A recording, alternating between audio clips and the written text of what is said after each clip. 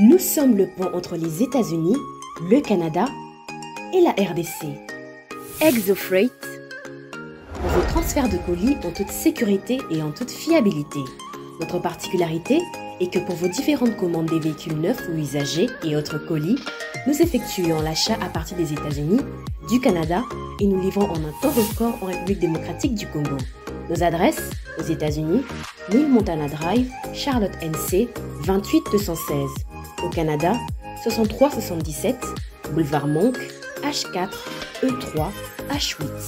À Kinshasa, au numéro 32, avenue Kitona, quartier Rigini, commune de Lemba et bientôt à l'est de la RDC. Avec ExoFreight, il n'y a plus de limites.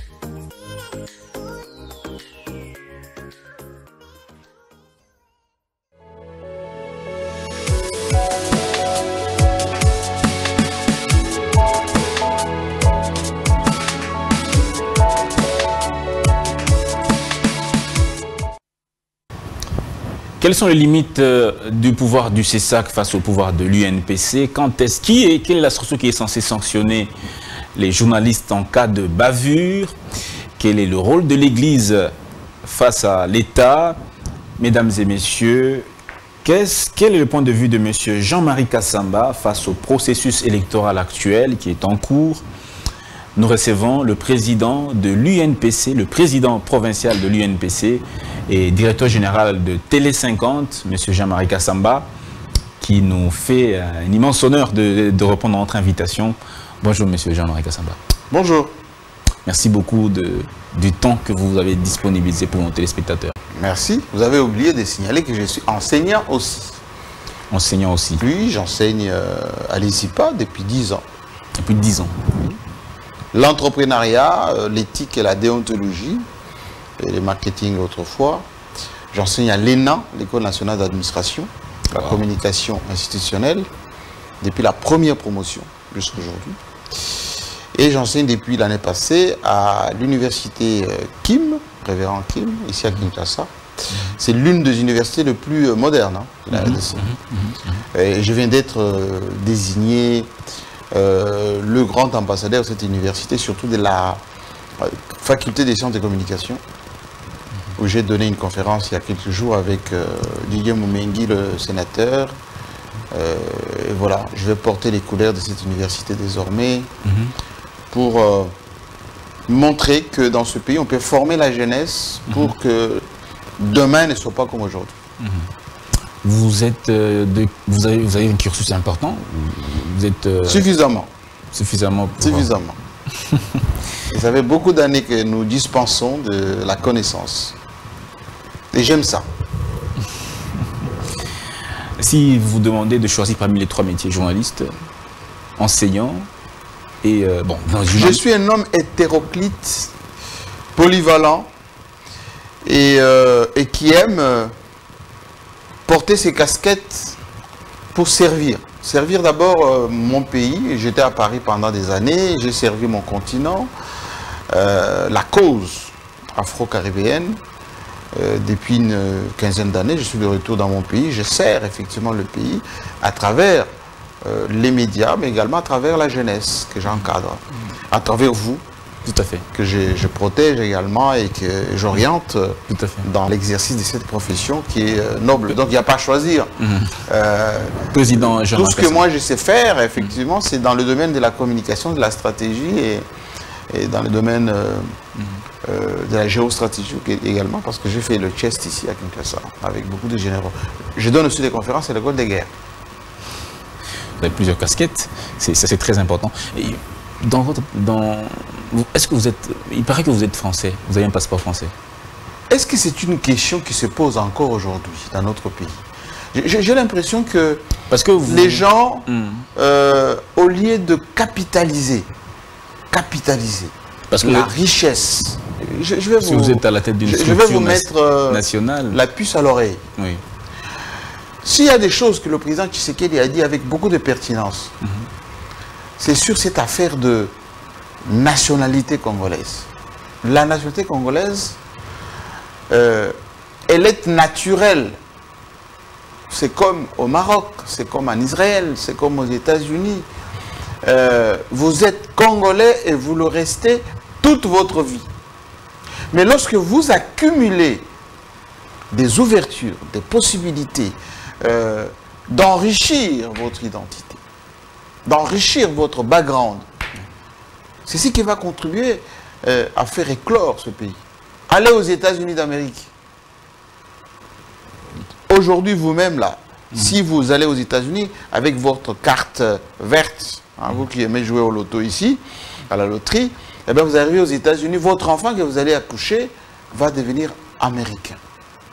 Il va oublier qu'il est congolais, il va servir les États-Unis d'Amérique. Mais il a le sang, comme Mutombo Kembe, c'était un Américain, mais ce qu'il a fait dans ce pays, rares sont ceux qui ont fait ces choses. Mais allez à votre Parlement ici, le Parlement de la République. Comptez parmi les députés. Combien n'ont pas deux, trois. Je vais vous dire. Si vous n'êtes pas... Ah, écoutez, si vous avez je vous explique d'abord pour que vous compreniez ce que c'est. Allez au Sénat. Allez à la présidence de la République. Parmi les collaborateurs du président de la République. Beaucoup sont venus de la diaspora. Beaucoup sont nommés avec ordonnance présidentielle. Je n'ai jamais entendu quelqu'un dire que le président de la République a nommé les gens qui ont la nationalité française, canadienne, belge, sud-africaine. Je n'ai jamais entendu ça. Mais M. Kassamba, qui est que président d'une association, vous vous délectez à reposer la même question tout le temps. Mais allez voir là où la Constitution, je dis bien la Constitution de la République, interdit qu'un ministre soit de nationalité étrangère, mais il y a des ministres qui en sont. Mais ça, c'est interdit. Le porte-parole du président de la République, personnellement, mon grand frère, Kassongo Mwemba, pourquoi on l'a enterré en France? Alors arrêtez ces discours minimalistes, rétrogrades. Mais c'est parce que c'est en violation de la Constitution. Ça ne viole rien du tout. La Constitution dit que la nationalité congolaise Mais je suis de vous dire... est une exclusive, monsieur le Président. Je viens de vous dire et de vous donner des exemples le plus patents. Les élus de la République. Ça veut dire que la CENI, qui leur a donné le mandat, validé le mandat, la CENI, a violé la Constitution. Ça veut dire que le chef de l'État qui a nommé des gens notoirement connus, qui ont des nationalités étrangères, a violé la Constitution. Mais on doit se mettre d'accord que la nationalité congolaise est une exclusive, M. Jean-Marc. Écoutez, ça c'est en ligne, dans la ligne. Aujourd'hui, là, nous sommes en train de parler avec vous, ceux qui sont en train de déposer des candidatures, là, ou plutôt préparer les candidatures pour être des députés, des élus. Allez fouiller dans leur dossier, ou dans leur vie de tous les jours. Merci beaucoup. Grandissez dans ce pays. Grandissez. Merci beaucoup. Les gens qui ont la double, la triple nationalité, c'est une richesse pour la RDC. Le président Tshisekedi, il avait dit d'ailleurs qu'on va revenir sur cette affaire des machins. Excusez-moi du terme, c'est pin-up ça. Et merci pour beaucoup, preuve, Jean-Marie Kassamba. Si maintenant nos compatriotes qui ont la nationalité étrangère, quand ils arrivent à l'aéroport ici, ils entrent. On leur donne le visa tout de suite. Et puis, s'ils peuvent renouveler, ils vont à la deuxième, on renouvelle. C'est ça d'un pays civilisé. D'accord. Vous pleurez, et je vais conclure par là, oui. Tout le temps quand vous allez à l'étranger pour avoir les papiers de ces pays-là. Vous faites même la grève de la femme. Et vous venez ici avec des petits discours un peu... Non, pas sérieux. J'espère que vous avez compris une bonne fois pour toutes. D'accord. Et la fois prochaine, vous ne me poserez pas cette question. Sinon, je vais vous renvoyer au Parlement, à la présidence, dans les ministères, dans des entreprises publiques. Tous les jours, on signe des ordonnances pour des gens qui sont détentrices, les personnes qui sont détentrices des autres nationalités. Ça ne gêne pas, ça ne doit pas même gêner d'ailleurs. Vous êtes président provincial de l'UNPC. Kinshasa, oui. Kinshasa, oui. On a suivi d'un certain de vos confrères dire que le CESAC actuellement est en train d'empiéter parfois sur le pouvoir, sur le CESAC s'accapare du pouvoir de l'UNPC, empiète sur les dispositions qui donnent le pouvoir à l'UNPC. On a parlé du cas de Louis-France Kouzikessa, qui aujourd'hui n'exerce plus. Il y a des journalistes... Comment il n'exerce plus? On ne le voit plus. Presté, il y a une décision du CESAC qui le sanctionnait. Il y a des journalistes tels que Peter Tiani, qui a été convoqué plusieurs fois au CESAC, dans l'affaire Lambert Mende et d'autres affaires. Qui est censé réguler les bavures de journalistes? Est-ce l'UNPC ou le CESAC? Moi, je pense qu'il aurait fallu lire les textes. Un pays, ça fonctionne sur base des textes. En commençant par la Constitution jusqu'au texte réglementaire qui nous permet de fonctionner les uns les autres. Étymologiquement, le CESAC, c'est la structure de régulation du contenu des médias. C'est une structure d'appui à la démocratie. La âme, l'autorité des médias, autrefois créée pendant la transition, avec Muchinga à la tête, un grand journaliste, c'était aussi ça. Régulation, qu'est-ce que ça veut dire? Ça veut dire le critérium que doit remplir, notamment, les médias pour fonctionner en République démocratique du Congo et la manière de fonctionner. L'UNPC, c'est l'autorégulation de la presse ou des médias en République démocratique du Congo, reconnue comme telle depuis l'UPESA jusqu'à aujourd'hui. Ça vient d'être renforcé par la nouvelle loi qui vient d'être promulguée et sur laquelle nous avons beaucoup travaillé. Moi-même, j'ai présidé une commission qui s'appelait la nouvelle communication nationale de la RDC. Et il y avait d'autres commissions qui, notamment, ont travaillé sur les statuts, sur la viabilité des médias, etc. etc. Je suis le rapporteur pour les suivis des recommandations de ces états généraux. Lorsque un média commet une faute, un média, c'est-à-dire, par exemple, le programme, ce que nous sommes en train de faire ensemble ici, s'il y a une déviation ou quelque chose de travers, règle numéro 1, le CESAC ne peut que voir soit les directeurs de programme de Buzz Télévision, soit le patron de Buzz Télévision qui peut venir pour donner des explications sur le contenu de ce qui s'est passé dans cette émission. Et les cas échéants, écouter en second lieu le journaliste présentateur. Ça, c'est le pouvoir du CESAC. Le CESAC n'a pas qualité de convoquer un journaliste. Non.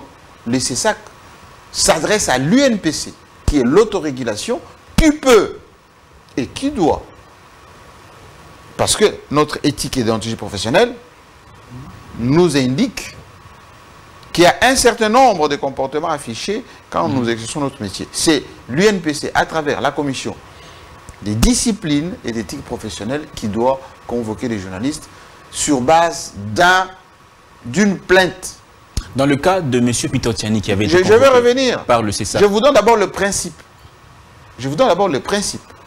Il n'y a pas de problème. Il faut que le journaliste soit fait l'objet, ait été l'objet d'une plainte déposée par quelqu'un qui a été invectivé ou inquiété par Jean-Marie, plutôt monsieur Mende s'était plaint. Dans le cas d'espèce, et je connais les sujets parce que c'était sur ma chaîne. Justement. Monsieur Peter Tiani, journaliste, était invité dans le programme qu'on appelle King Direct. Oui. Il s'est exprimé, il a dit des choses effectivement sur Lambert Mende.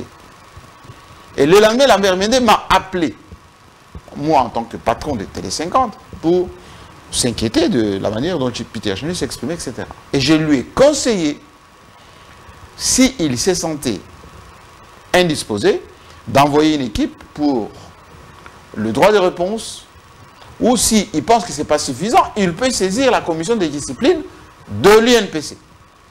Comme ça s'est fait traditionnellement.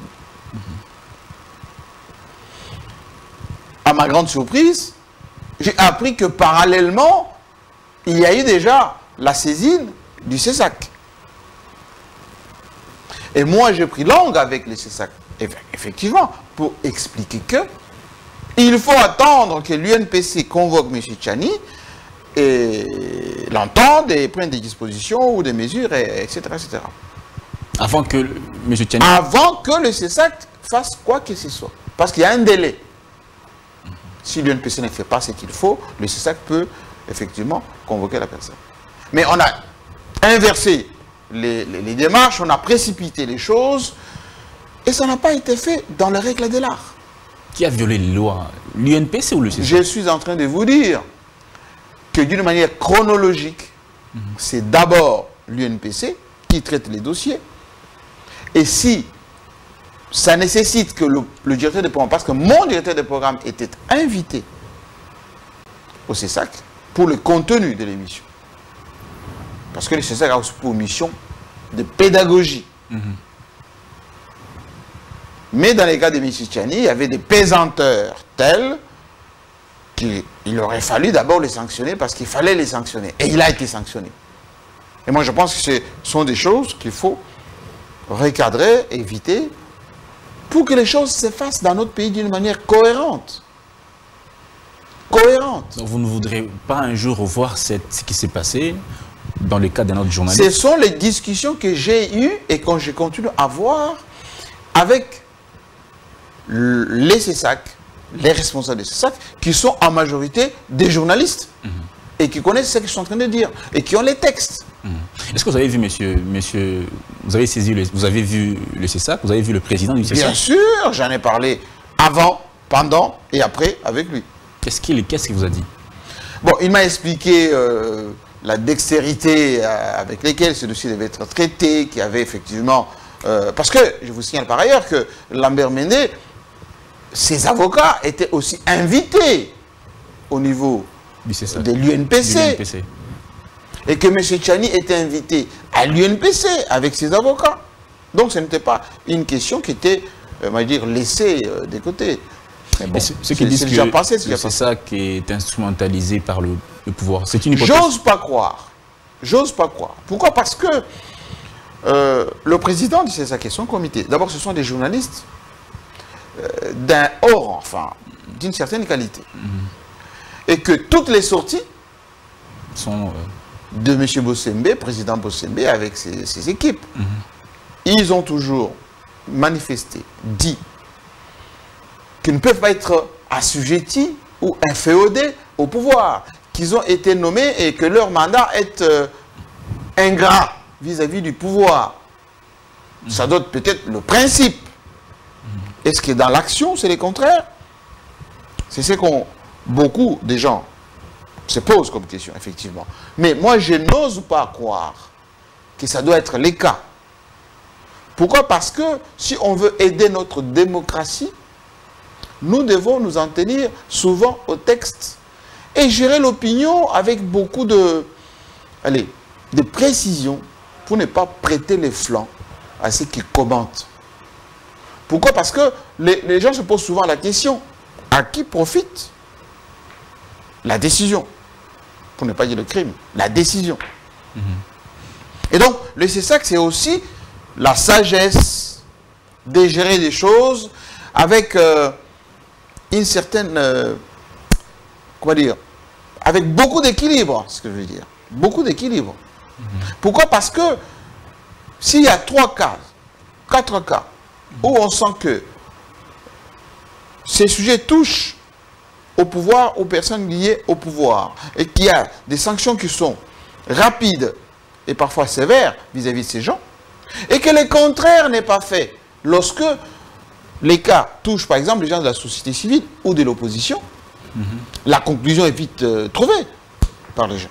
Donc faut être extrêmement vigilant quant à ceux. Et moi j'ai confiance encore. Beaucoup de journalistes, surtout ceux qui ont été sanctionnés, disent que M. Bossembe, le président du CESAC, ils sont en train de le critiquer, lui, la personne de Bossembe, pendant que la décision est prise plutôt par la plénière. Non, mais c'est parce que... Pas le bureau et la plénière. Non, mais c'est parce qu'il y a eu aussi beaucoup de débats au sein de la plénière, enfin, entre le président, le bureau et la plénière.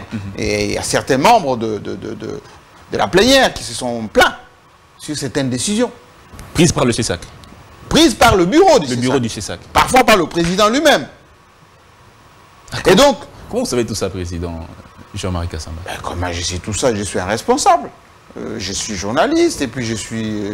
ça se passe pas sur Mars, tout ce qui se passe à Kinshasa. Et donc, si déjà au sein de la plénière, si au sein peut-être pas du bureau, mais au sein de ceux qui dirigent, il n'y a pas une certaine harmonie, une certaine cohérence, les fuites existent hein, dans notre pays, malheureusement.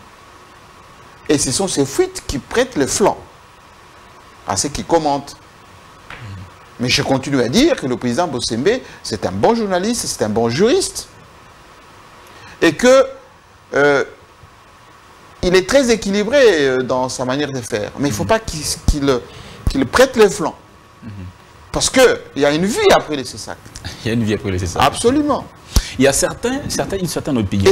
Et ça contribue à la crédibilité et du CESAC, et de lui-même, et même des décisions qui seront prises par le CESAC, vis-à-vis des uns et des autres.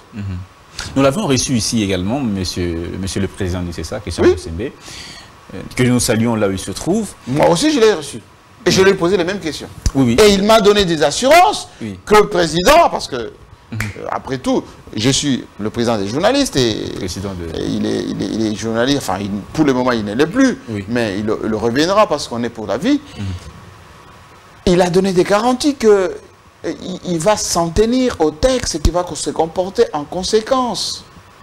Il a dit aussi que les textes n'interdisent pas à une personne qui est juriste de formation d'être président du CESAC. On va prendre son cas particulièrement. Est-ce qu'il est nécessairement obligatoire que le président du CESAC soit journaliste de formation? Non. Non, il a qualité d'être président du CESAC. Mais ce n'est pas nécessaire qu'il signe maître Bossembe. Ça, ce n'est pas nécessaire. C'est pas nécessaire. Non, ce n'est pas nécessaire. Pour finir, pour clore ce dossier, si vous devriez lui donner un conseil? C'est un conseil, surtout en cette période préélectorale. Dans cet environnement très sensible, la presse doit jouer un rôle capital. Mais le CESAC, encore plus, doit être... Allez, je ne vais pas utiliser les termes un peu galvaudés aujourd'hui, de l'église au milieu du village, mais le CESAC doit être comme une espèce de soupape qui filtre. Parce que je suis certain qu'il y a des coups de fil qui fonctionnent. Je suis certain qu'il y a des options qu'on lève. On dit voilà, voilà, tel média avec telle ligne éditoriale, telle personne, voilà, je sais. Je vis dedans depuis 30 ans, donc je sais, en politique, ça ne manque pas. Même ailleurs, ça se prend, ces décisions. Mais un homme à qui on donne des responsabilités n'est dur, ne garde sa probité et sa personnalité que lorsque il dépasse les intérêts partisans. Pourquoi? Regardez à travers l'histoire de notre pays. La plupart des gens qui ont été zélés dans la manière de vouloir plaire au pouvoir, plaire au leadership, etc., c'est-à-dire zélés, et je souligne zélés, ces gens ont été souvent soit vomis, soit désabusés, ou mal remerciés par les gens qu'ils voulaient servir. Regardez ceux qui ont traversé aujourd'hui, qui étaient avec Joseph Kabila. Vous connaissez les noms, pas besoin de les citer ici. Combien n'ont pas été plus kabylistes que Kabila lui-même? Des gens étaient tentés même de penser que c'était de braves gens, sincères dans leur démarche, et qui voulaient que le bien de Joseph Kabila, etc. Où en sommes-nous? Et puis, les retournements des Kazakhs, c'est sans coup faire rire, c'est avec une telle facilité qu'on a se posé la question, mais où est la dose de l'éthique, la dose de la personnalité, le principe de base? Mais moi, je continue à croire, et je vous le dis, que le président Bossembe est jeune, talentueux, il a le flair, et d'ailleurs, par ailleurs, il a une casquette de coach, n'est-ce pas? Il donne souvent des conseils. Il doit savoir qu'en matière de politique, tout est mouvant. tout est mouvant. On parlera peut-être certainement du processus électoral tout à l'heure. Vous verrez que les radicaux d'hier, à l'époque de l'opposition d'hier, qui est devenue pouvoir, eh bien, ça sont mordus les doigts lorsqu'il s'agit des FCC Cash. Et bientôt, ceux qui étaient des radicaux encore, des pouvoirs, qui pensaient que le divorce était consommé, que tout pouvait aller comme sur des roulettes, aujourd'hui, ils vont peut-être encore se mordre le doigt. Merci beaucoup, Président Jean-Marie Kassamba. On va prendre la deuxième thématique, c'est celle des relations État et Église. Oui. Église catholique. Vous allez vous souvenir de cette déclaration du chef de l'État, Mbujimayi, qui dit qu'il y a des évêques qui sont dans une sorte de dérive, une dérive dangereuse.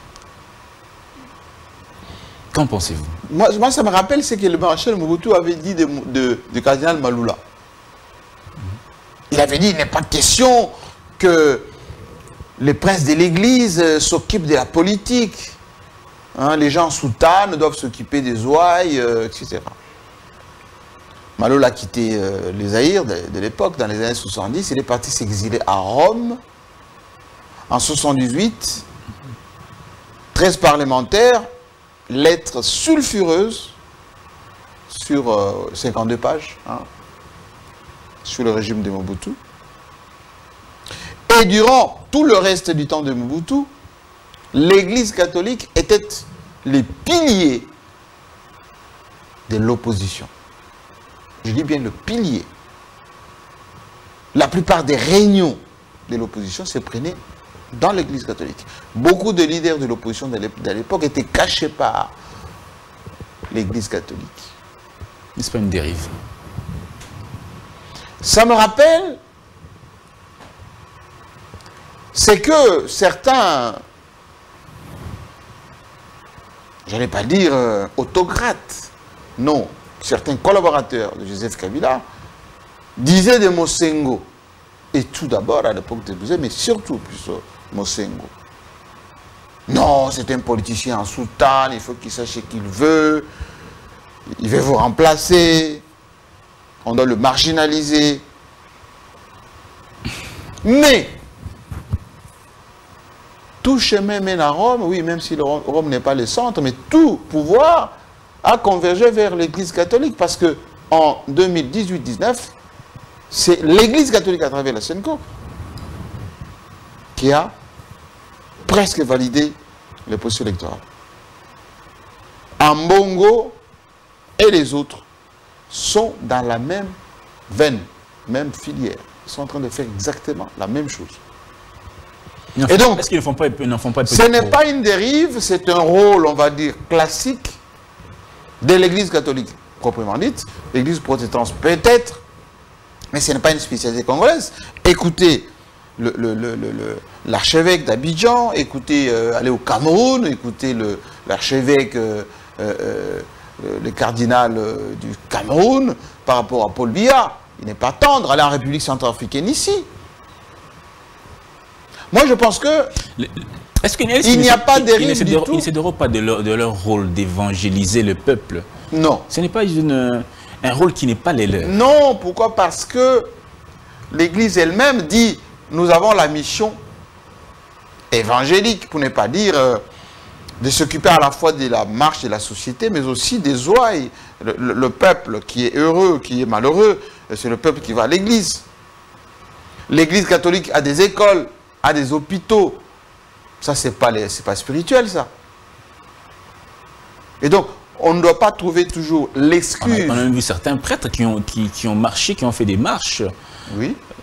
En 1992, la marche des chrétiens, c'était qui? C'était quoi? Des policiers? C'était des prêtres? Des chrétiens? Quand Kabound parlait 50-50, qu'est-ce que ça voulait dire? Vous êtes chrétien, vous êtes chrétien. Absolument, je suis chrétien. Est-ce que c'est écrit dans est-ce que Jésus-Christ a aussi fait une manifestation? Bien sûr. Laquelle? Jésus faisait de la politique, s'il vous plaît. Pourquoi Jésus a été en guerre contre le pouvoir de Rome qui devait assujettir les Juifs? Quand Jésus expliquait à chaque fois qu'il faut que le roi respecte la suprématie de Dieu, ou les travers de l'église, comment dire, des princes qui devaient gérer, notamment ces Roms qui colonisaient son peuple juif. Le pharaon, hein, si vous vous rappelez bien, avec les juifs là-bas. Les pharaons, c'était quoi? C'était le dirigeant égyptien. Mais il y avait les spirituels, Joseph et compagnie, qui étaient là-bas chez Pharaon. Vous pensez que ça date d'aujourd'hui? Non. D'accord. Il y a toujours l'embrigadement entre l'Église et la politique. Il suffit de voir Rome, l'État le plus petit, mais l'État le plus influent. Donc on ne doit pas choisir l'Église quand ça nous arrange. Aujourd'hui, tous ces pasteurs, le prof Mbata dit qu'ils en je vous font un peu pose de la trop. question, Professeur tous ces Mbata. pasteurs qui prient chaque jour au stade de martyrs, qui sont autour du président, c'est leur rôle? Dites-moi, c'est leur rôle? C'est pas leur rôle. Mais ils sont là, ils sont acceptés comme tels. Prenons l'arrestation de quelques membres de l'opposition. On va prendre le cas de Mike Mochebai, le cas de Salomon Kalonda, Franck Diongo, même un certain jeune d'Envol. Pensez-vous que, comme les opposants, qu'il y a dérive, qu'il y a violation des libertés publiques? Il faut regarder dans notre histoire que très souvent, lorsque les opposants sont arrêtés, la lecture de l'opinion, c'est l'appropriation du combat des opposants. De tout temps. Lorsque les Mongoul-Diak, condamnés à mort, les Nguz Karalibond, condamnés à mort, lorsque Etienne Tshisekedi, les 13 parlementaires, arrêtés, relégués dans des prisons à travers le pays, lorsque M. Laurent Désiré Kabila était traqué, lorsque les Franck Diongo, je peux vous en citer d'autres, durant le mandat de... Les Zaidi Ngoma, par exemple, ou les Olengankoy, à l'époque de Musée. L'opinion prenait toujours, comment dire, la cause de ces gens. Dans les cas d'espèce aujourd'hui, nonobstant ce qu'on peut dire, c'est qu'on les reproche. Moi, je ne fais pas un procès à la justice. Mais il faut regarder dans la procédure d'arrestation, les contenus des dossiers, ce qu'on les reproche, etc. On pousse ces gens, même s'ils ont commis peut-être des infractions, on les pousse dans les bras de l'opinion, et nationale, et internationale. Et ça ne peut pas faire les affaires du pays, du président, et de l'exécutif. D'où le chef de l'État dit qu'il n'est pas content de l'action de la justice dans l'ensemble. Raison de plus. Ça veut dire que c'est une déclaration qui porterait, je mets ça au conditionnel, à discréditer parfois certaines procédures, certaines arrestations. Les gens vont dire, mais le président lui-même a dit que la justice tue le pays.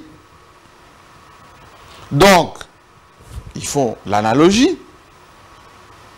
Ça sous-entendrait à dire que les arrestations qu'on constate ne sont pas régulières.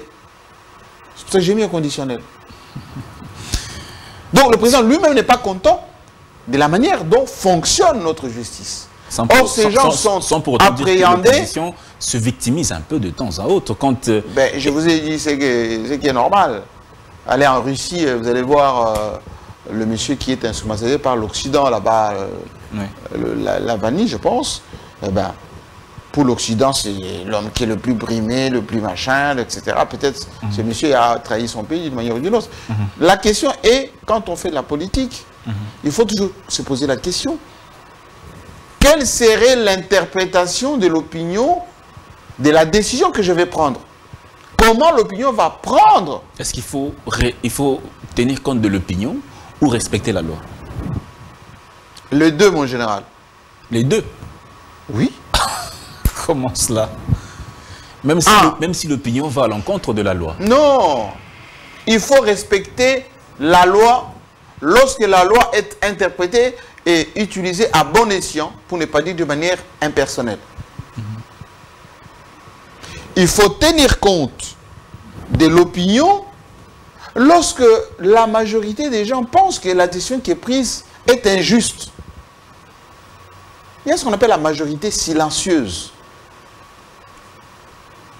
qui dit non, dans les cas d'espèce, non, c'est pas vraiment ça.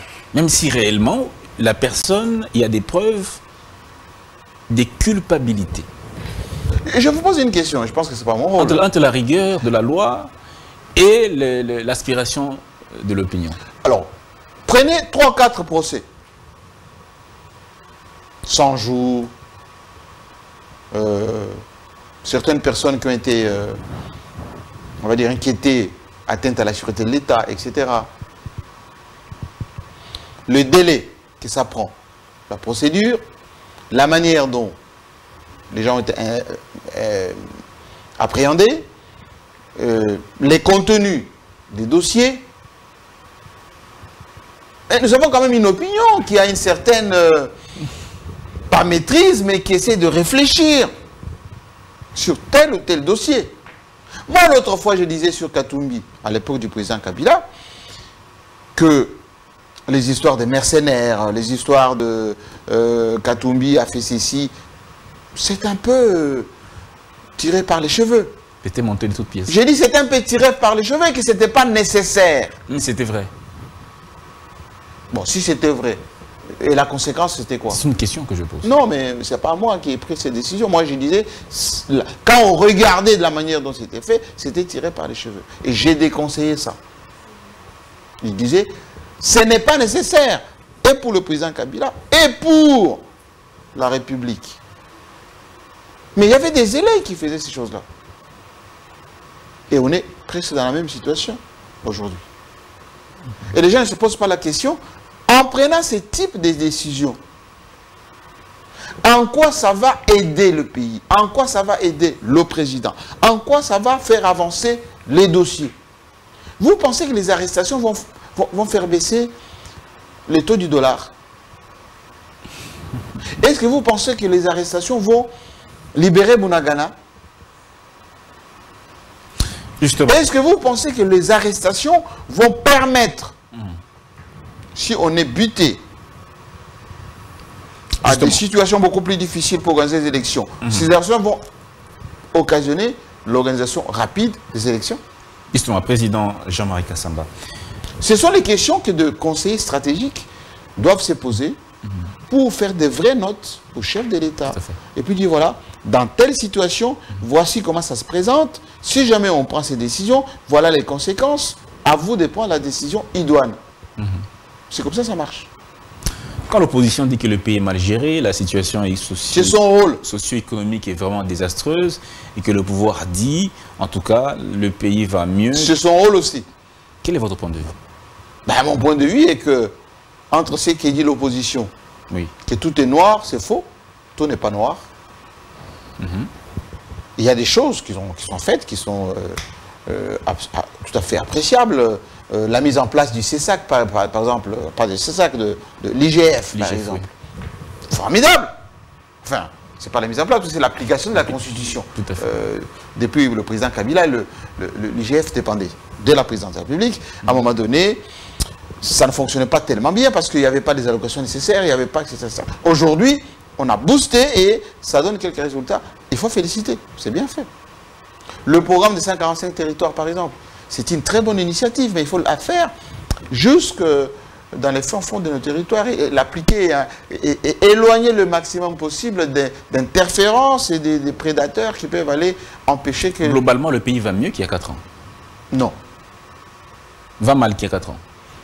C'est les constats et je pense que quand on raisonne d'une manière scientifique, on regarde les paramètres, il y a effectivement beaucoup des secteurs qui posent problème. Mais ce n'est pas l'hécatombe, ce n'est pas noir, ce n'est pas... parfois, les gens caricaturent un peu à souhait. Si vous étiez devant l'urne et qu'il n'y a que 2 candidats, Tshisekedi et Kabila. Je ne peux pas le dire, je suis journaliste. Mais qui a bien géré? Qui a mieux Je géré? ne peux pas le dire parce que je suis journaliste. D'accord, monsieur Jean-Marie Kassamba. Prenons le processus électoral qui est en cours actuellement. Il y a cette revendication de l'opposition sur notamment la recomposition de la CENI, la recomposition de la Cour constitutionnelle, la remise en cause aussi bien de la loi organique portant organisation et fonctionnement de la CENI que de la loi électorale, les préalables de l'identification et de l'enrôlement des électeurs dans les territoires de Massissi, Rutshuru et Kwamouth, enfin la publication des listes électorales et les besoins de l'audit externe du fichier électoral. Qu'est-ce qui est mauvais là-dedans? Qu'est-ce qui est mauvais là-dedans? Ici, c'est moi qui pose des questions. Non. Je pense que, d'une manière générale, ce qu'ils ont dit, ils ont raison. Un, la Constitution doit être respectée. Deux, pour que les choses se fassent d'une manière cohérente, il faut que les gens qu'on délègue à la CNI, c'est comme si les gens qu'on a délégués au CESAC, est-ce que ça pose problème? Non. On n'a même pas parlé du CESAC là-dedans. Non, on n'a pas parlé du CESAC. Mais pourtant, la mise en place du CESAC est presque la même chose que la CENI. C'est-à-dire? Il y a une partie des gens qui sont envoyés par la présidence de la République, une partie envoyée par nous, professionnels, une partie envoyée par je pense à la société civile, l'organisation d'autres médias, etc. Ça fonctionne. Oui. Mais lorsqu'il parle du fichier électoral qui doit être validé pour rassurer les uns les autres, où est le mal que s'il n'y a rien à redire sur les fichiers, ben mettez les fichiers en place, trouvez une... C'est une affaire d'une semaine, même pas. Il n'y a rien de mauvais là-dedans. Tout est bon. Non, je pense que c'est fondé. Maintenant, on a un problème de timing.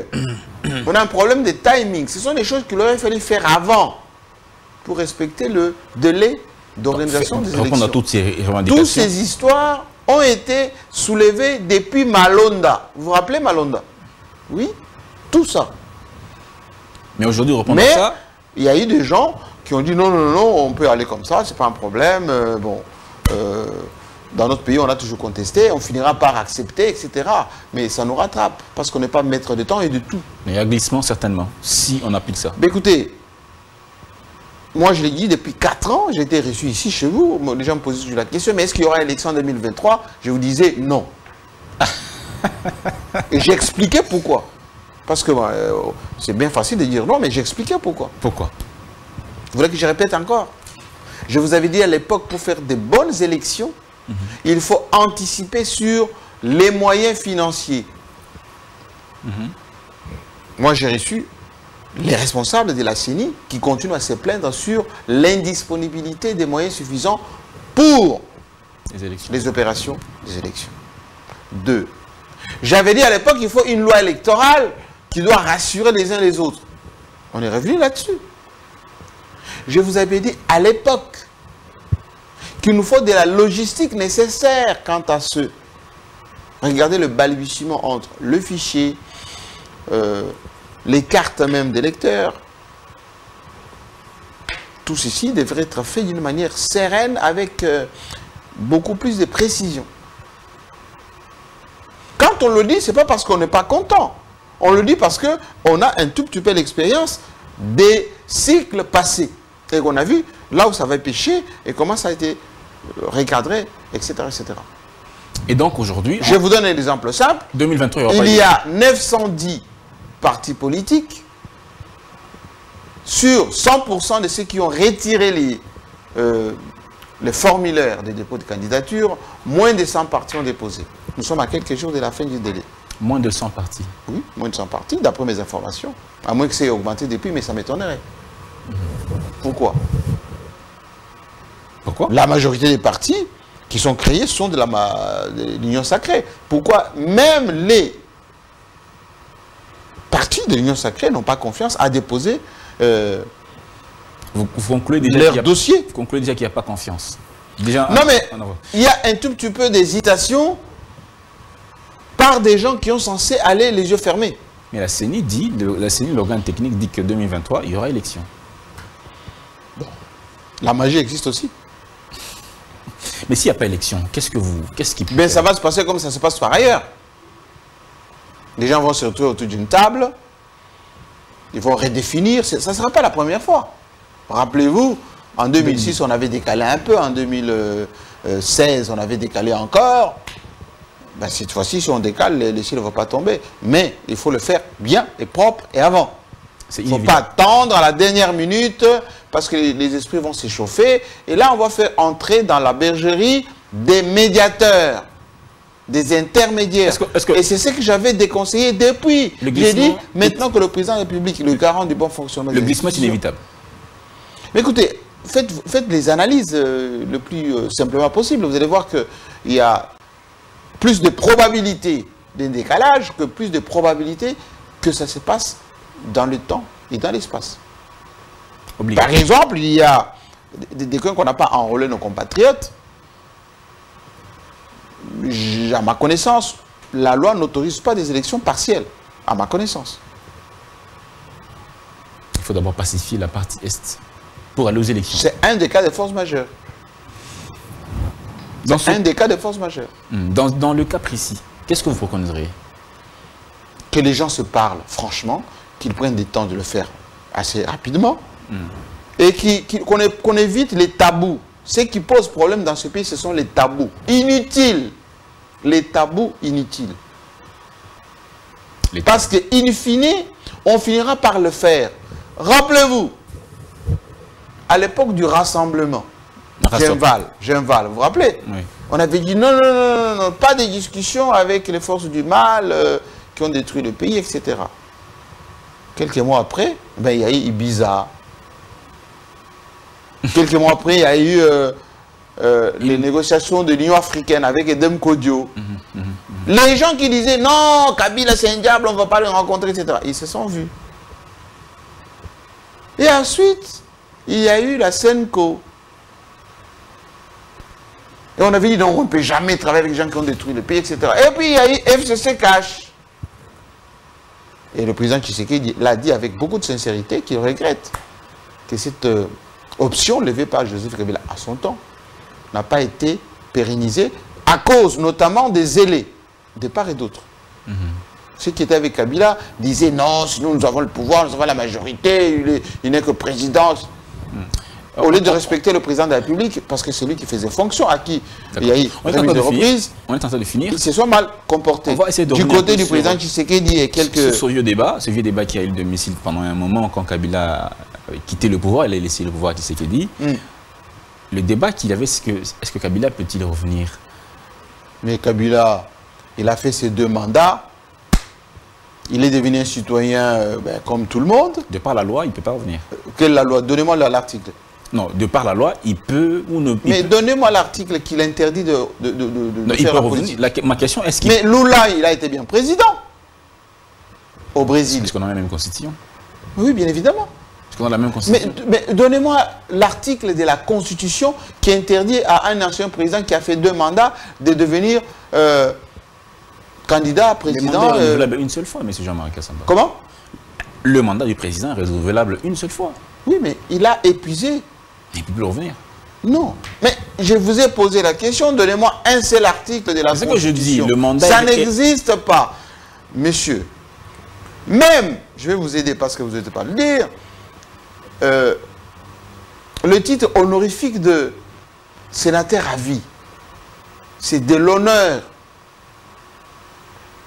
Ça n'a rien de restreint. Ça n'a rien de restreint. Joseph Kabila, il a fait ses 2 mandats, il a terminé. Aujourd'hui, il voyage, il s'occupe de ses fermes, etc. Il a une famille politique, il est encore jeune, il a toutes ses capacités pour s'occuper de la vie politique de ce pays. Il n'y a pas de souci. Et tout le monde le sait. Le bon juriste de ce pays le savent. Qu'il peut revenir. N'ayez pas peur de dire des choses on ne peut plus simplement. C'est comme les gens qui, très souvent, n'osent pas dire le président Kabila.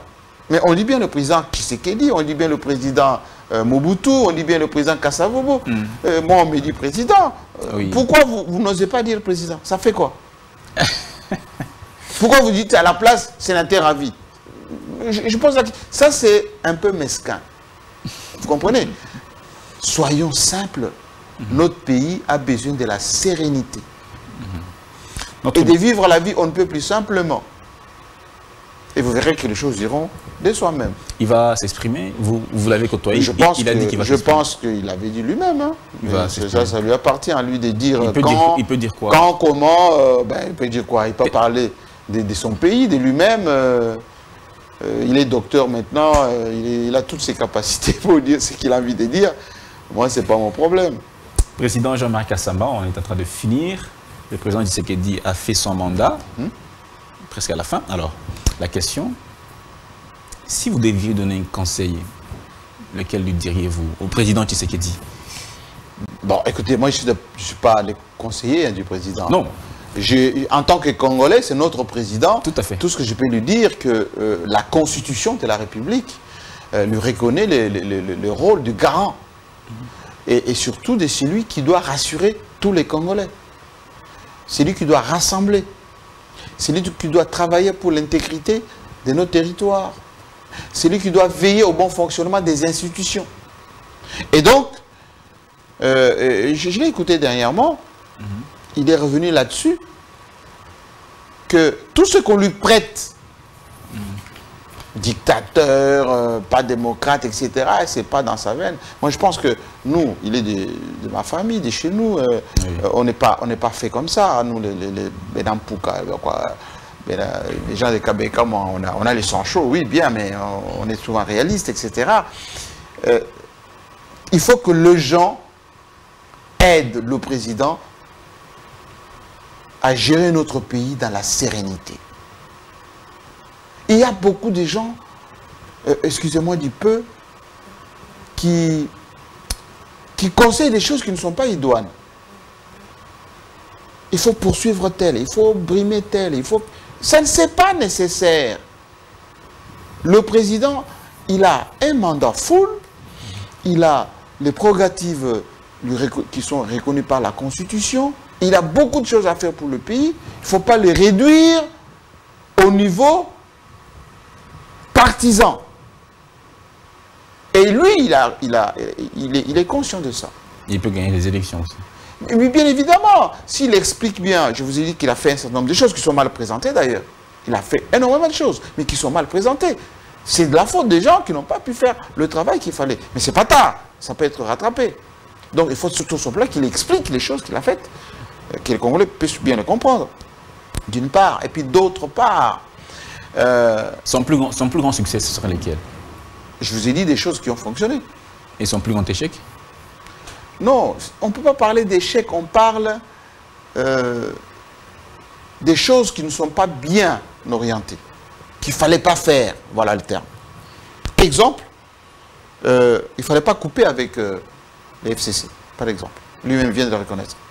2, l'EAC, ce n'était pas nécessaire.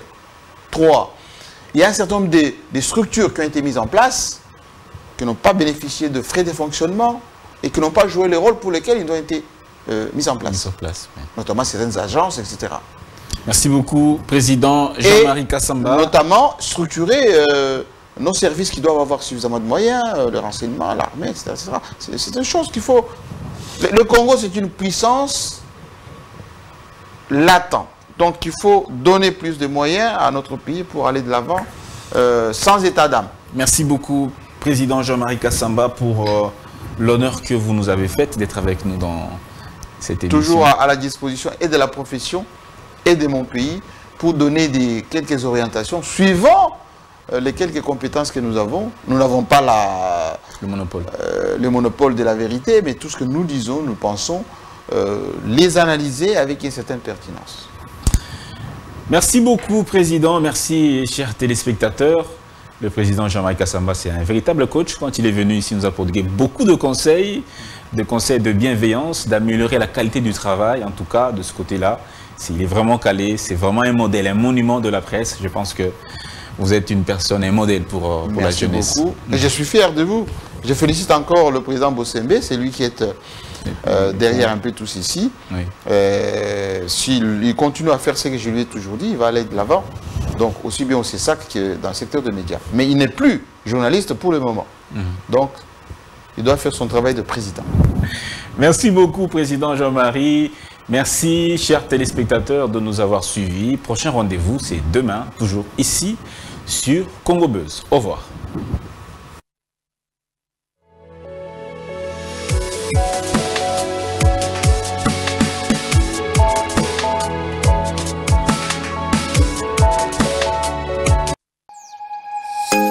Nous sommes le pont entre les États-Unis, le Canada et la RDC.